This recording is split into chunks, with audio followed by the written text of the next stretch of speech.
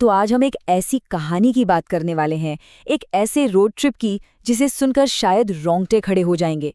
ये एक modern folklore है जो एक खौफनाक सफर के बारे में है। तो चलिए कहानी की शुरुआत करते हैं इसकी सबसे डरावनी लाइन से। एक लाइन जो पहले ही बता देती है कि कुछ बहुत गलत होने वाला है। तो कहानी है कुछ दोस्तों की, और इसकी शुरुआत होती है एक बहुत ही आम सी वजह से, दिल्ली का दम घोटने वाला पोल्यूशन और उससे दूर भागने की चाहत। तो याविन और उसके दोस्त दिल्ली के इसी प्रदूषण से तंग आकर हिमाचल जाने का एक प्लान बनाते हैं। सब कुछ बड़ा नॉर्मल सा लगता है ना। उन्होंने कैब बुक की और सुबह सुबह ठीक 4 बजे अपने सफर पर निकल पड़े। अच्छा, जो ड्राइवर उन्हें मिला था वो भी बड़ा हंसमुख और खुश मिजाज किस्म का इंसान था। जल्दी उसकी बातों ने ना माहौल को एकदम लाइट कर दिया और सब लोग उससे काफी घुल मिल गए। सब कुछ ठीक चल रहा था, लेकिन फिर सफर शुरू होने के करीब 4 घंटे बाद अचानक से सब कुछ बदल गया। माहौल में एक अजीब सी टेंशन आ गई। और ये बदलाव आया ड्राइवर के बर्ताव में। मतलब जो ड्राइवर अभी तक हंस बोल रहा था, मजाक कर रहा था, वो सामने कोहरे की एक दीवार को देखकर एकदम पत्थर जैसा हो गया। उसका चेहरा डर से सफेद पड़ चुका था। और फिर उसने एक बहुत ही अजीब सी, डरावनी सी वार्निंग दी। एक ऐसी बात कही जिसने सस्पेंस को और भी ज्यादा बढ़ा दिया।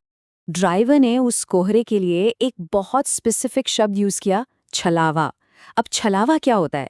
ये एक तरह का इल्यूजन है, एक धोखा, एक ऐसा माया जाल जो हमारी आंखों को, हमारे सेंसेस को गुमराह कर दे। लेकिन जाहिर है याविन और उसके दोस्तों ने उसकी इस बात को सीरियसली नहीं लिया। उन्होंने इसे बस एक अंधविश्वास समझकर मजाक में उड़ा गया और उनकी गाड़ी उस घने रहस्यमय कोहरे के अंदर चली गई। और जैसे ही गाड़ी कोहरे में दाखिल हुई, मानो हकीकत और सपने के बीच की लाइन धुंधली पड़ने लगी। अब जो होने वाला है वो कहानी का सबसे खौफनाक हिस्सा है, और ये सब कुछ रिया के साथ होता है। कोहरे के अंदर रिया को अचानक बहुत घुटन होने लगती है, उसे सांस नहीं आ रही होती, और उस घबराहट में वो ड्राइवर की चेतावनी बिल्कुल भूल जाती है और ताज़ी हवा के लिए गाड़ी की खिड़की नीचे कर देती है।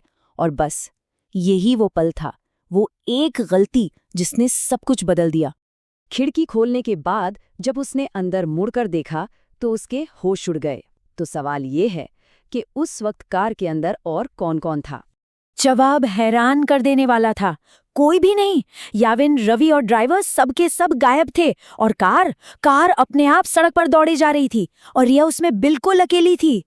इतना डरने के बाद रिया गाड़ी से बाहर कूद जाती है, और वहां उसका सामना एक ऐसी चीज से होता है जिसके बारे में कोई सोच भी नहीं सकता। ठीक उसके पीछे करीब 12 फुट लंबा एक काला साया खड़ा था। लेकिन रुकिए, कहानी में एक ट्विस्ट है। असल में ये सब देखने के बाद रिया बेहोश हो गई थी। जब उसकी आंखें खुलती हैं तो वो देखती है कि ड्राइवर घबराहट में बस एक ही बात रट रहा है। तो जो भी रिया ने देखा, क्या वो सच था या सिर्फ एक बुरा सपना? और यहाँ से ये डरावना ख्वाब और भी ज्यादा कंफ्यूजिंग हो जाता है। एक ऐसी पहेली जहाँ ये समझना मुश्किल है कि क्या सच है और क्या छलावा। रिया की ऐसी हालत देखकर याविन को ड्राइवर की बातों पर, उसके अंधविश्वास पर बहुत गुस्सा आता है। उसे लगता है ये सब बकवास है। वो बस जल्द से जल्द रिया को हॉस्पिटल पहुंचाना चाहता था, इसलिए उसने ड्राइवर से गाड़ी तेज चलाने को कहा। और अब आता है कहानी का सबसे ज्यादा दिमाग घुमा देने वाला मोमेंट। तेज रफ्तार गाड़ी अचानक सड़क पर एक लड़की से टकरा जाती है। याविन फौरन मदद के लिए बाहर भागता है। वो उस लड़की को सीधा करता है, उसका चेहरा देखता है, और उसके पैरों तले जमीन खिसक जाती है। वो रिया थी। पर ये कैसे हो सकता है? रिया तो कार में थी। घबराकर जब याविन पलटकर कार की तरफ देखता है तो कार पूरी तरह से खाली होती है। अब याविन बुरी तरह से घबरा चुका है। वो सड़क पर पड़ी रिया की बॉडी को कार में रखता है और खुद ड्राइविंग सीट पर बैठ जाता है। लेकिन जैसे ही वो गाड़ी आगे बढ़ाता है, वही 12 फुट लंबा काला साया ठीक उसके सामने आ जाता है।